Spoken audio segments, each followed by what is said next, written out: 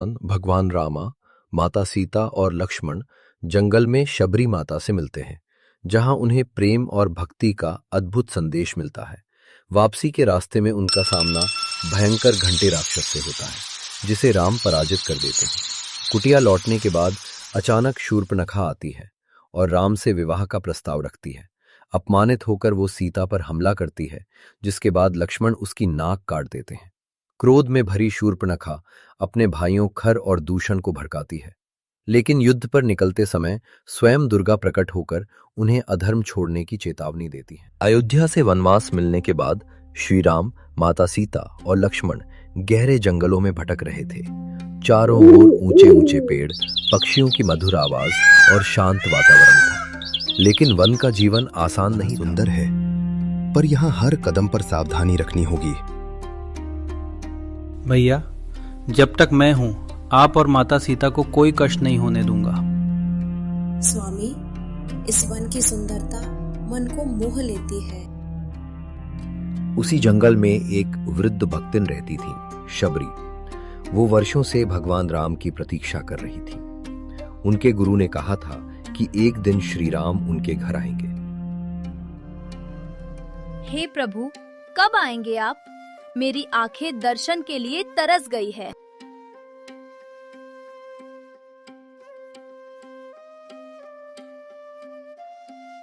अचानक उन्हें दूर से 3 दिव्य स्वरूप आते दिखाई दिए।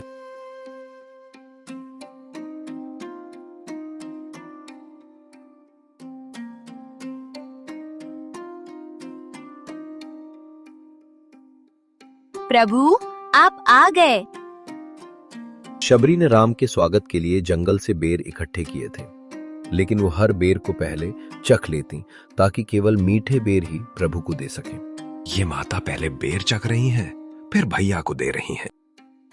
प्रभु, मैंने आपके लिए मीठे बेर चुने हैं, कृपया स्वीकार करें। राम प्रेम पूर्वक बेर खाने लगे। माता, इन बेरों में आपका प्रेम है, इससे मीठा कुछ नहीं। लक्ष्मण आश्चर्य से राम को देखने लगे। भैया, ये तो झूठे बेर है। लक्ष्मण, संसार में वस्तु का मूल्य नहीं, भावना का मूल्य होता है। शबरी माता ने जो प्रेम दिया है, वही सबसे बड़ा प्रसाद है। शबरी की आंखों से आंसू बहने लगे। से भरे बेल ग्रहण करने के बाद श्री राम, माता सीता और लक्ष्मण आगे बढ़ने लगे। सुबह का समय था, लेकिन जंगल के भीतर अजीब सी निस्तब्धता फैली हुई थी। पेड़ों की लंबी छायाएं धरती पर किसी रहस्य का संकेत दे रही थी। शबरी दूर खड़ी होकर नम आंखों से प्रभु को जाते देख रही थी। तीनों जैसे जैसे आगे बढ़े, जंगल और भी घना होता गया। अचानक दूर से घंटियों की भयानक आवाज सुनाई देने लगी। टन टन टन।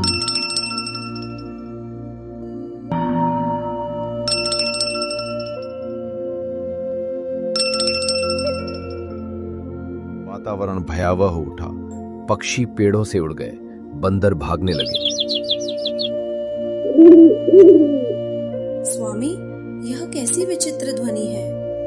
मेरे मन में अशुभ संकेत हो रहा है। भैया, लगता है कोई मायावी राक्षस आसपास है। अचानक धरती कांपने लगी। पेड़ों के पीछे से एक विशालकाय राक्षस निकला। उसके गले में लोहे की विशाल घंटियां बंधी थी, इसलिए उसका नाम था घंटे राक्षस।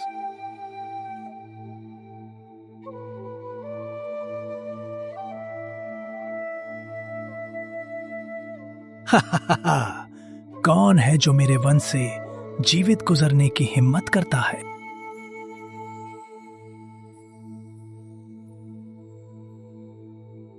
हम अयोध्या के राजकुमार राम, सीता और लक्ष्मण हैं। हमारा उद्देश्य किसी को हानि पहुंचाना नहीं। मेरे वन में आने वाला कोई भी जीवित नहीं जाता। राक्षस की गर्जना सुनकर लक्ष्मण का रक्त उबल पड़ा। उन्होंने तुरंत धनुष उठाया। अरे दुष्ट, तूने गलत लोगों को ललकारा है। अब तेरे आतंक का अंत निश्चित है। बालक, तेरे जैसे सैकड़ों योद्धाओं को मैं खा चुका हूं। तो आज उपवास रखना, क्योंकि मैं तेरे पेट में नहीं, तुझे यमलोक भेजने आया हूं। राक्षस ने एक विशाल वृक्ष उखाड़कर लक्ष्मण की ओर फेंका। राम ने तुरंत बाण चलाकर उस वृक्ष को हवा में ही चूर चूर कर दिया। लकड़ियों की वर्षा होने लगी। जंगल में धूल का गुबार छा गया। भैया, इस दुष्ट ने माता सीता को भयभीत किया है। इसे क्षमा नहीं किया जा सकता।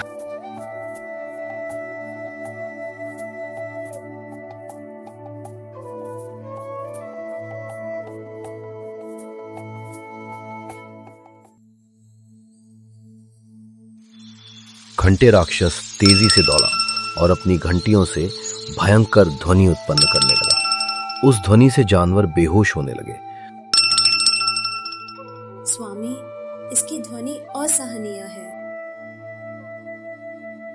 राम ने आंखें बंद की, ध्यान लगाया और अग्नि बाण निकाला। अग्नि बाण सीधा राक्षस के हृदय में जाकर लगा। राक्षस धरती पर गिरा और उसकी घंटियां टूटकर बिखर गईं। कठिन युद्ध के बाद तीनों अपनी कुटिया लौट आए। जंगल का भय पीछे छूट चुका था। शांत था। कुटिया के पास मंद हवा बह रही थी। आज का दिन सच में थका देने वाला था। मैं आप दोनों के लिए भोजन बनाती हूँ। माता, आपके हाथों का भोजन मिल जाए तो सारी थकान दूर हो जाती है। सीते, तुम्हारे हाथों में केवल स्वाद नहीं, प्रेम भी होता है। सीता लकड़ियां जलाकर भोजन बनाने लगी। आज मैं कंदमूल और फल से विशेष भोजन बनाऊंगी। माता, बस इतना ध्यान रहे कि आज भोजन में घंटे राक्षस जैसा शोर ना हो। लक्ष्मण, लगता है युद्ध के बाद भी तुम्हारी वाणी का बाण शांत नहीं हुआ।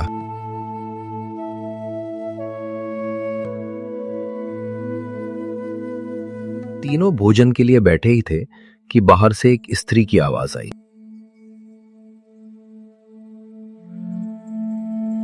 बाहर एक विचित्र स्त्री खड़ी थी। उसकी आंखों में लालसा और चेहरे पर कुटिल मुस्कान थी। ये थी शूर्पणखा। लेकिन राम को देखते ही उसने अपना राक्षसी रूप त्याग कर सुंदर स्त्री का रूप धारण कर लिया। इस घने वन में ऐसा दिव्य पुरुष, आप कौन हैं? मैं राम हूं और ये मेरी पत्नी सीता तथा भाई लक्ष्मण हैं। राम, आपकी सुंदरता और तेज देखकर मेरा हृदय मोहित हो गया है। आप इस साधारण स्त्री के साथ क्यों हैं?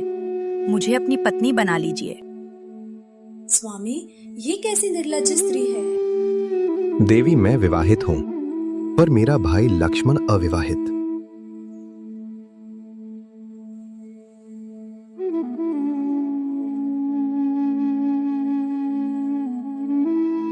भैया, शूर्पणखा, वीर युवक, क्या तुम मुझसे विवाह करोगे? मैं तो अपने भैया का सेवक हूं। मेरे पास न घर है न धन। तुम मेरे साथ दुख ही पाओगी। तुम दोनों मेरा उपहास कर रहे हो।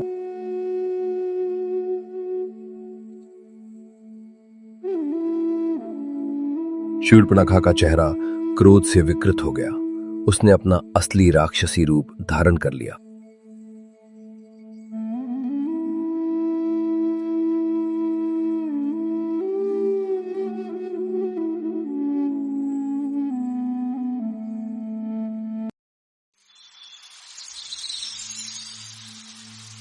यदि ये स्त्री मेरे मार्ग में है तो मैं अभी इसका अंत कर दूंगी। शूर्पणखा अपने असली राक्षसी रूप में सीता की ओर झपटी।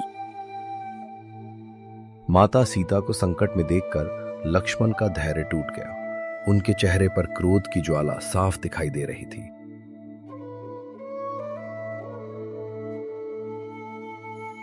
दुष्टा, तूने माता सीता की ओर आंख उठाने का दुस्साहस कैसे किया? मैं जो चाहती हूँ उसे प्राप्त करके रहती हूँ।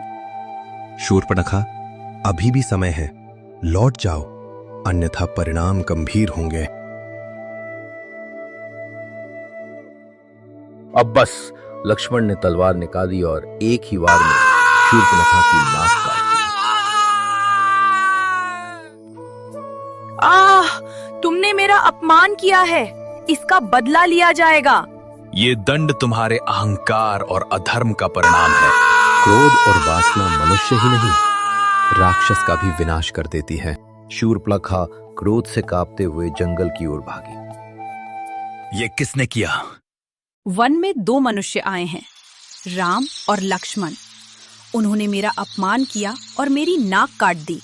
हमारे रहते किसी ने तुम्हें छूने का साहस कैसे किया? यदि तुम सच में मेरे भाई हो तो अभी जाकर उनका अंत करो। आज उनका अंतिम दिन है। शूर्पणखा का अपमान सुनते ही खर और दूषण क्रोध से भर उठे। अपने राक्षसी अड्डे से बाहर निकलते हुए उन्होंने युद्ध का आदेश दिया।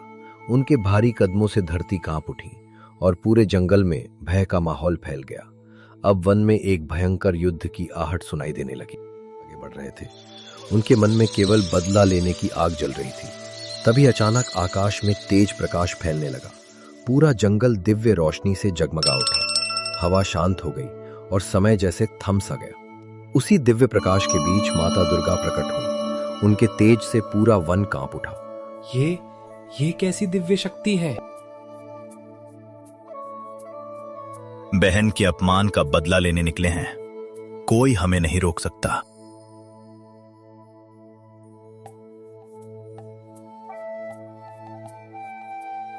खरदूषण, क्रोध बुद्धि को नष्ट कर देता है।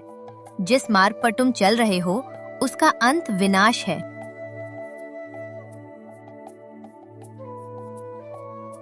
हम शक्तिशाली राक्षस हैं, हमें कोई पराजित नहीं कर सकता। देवी ने गंभीर दृष्टि से दोनों को देखा। उन्हें पता था कि अहंकार में डूबे ये राक्षस अब विनाश की ओर बढ़ चुके हैं। दिव्य प्रकाश धीरे धीरे विलीन हो गया और खरदूषण आगे बढ़ते रहे। उनके सामने अब केवल युद्ध। वनवास के दौरान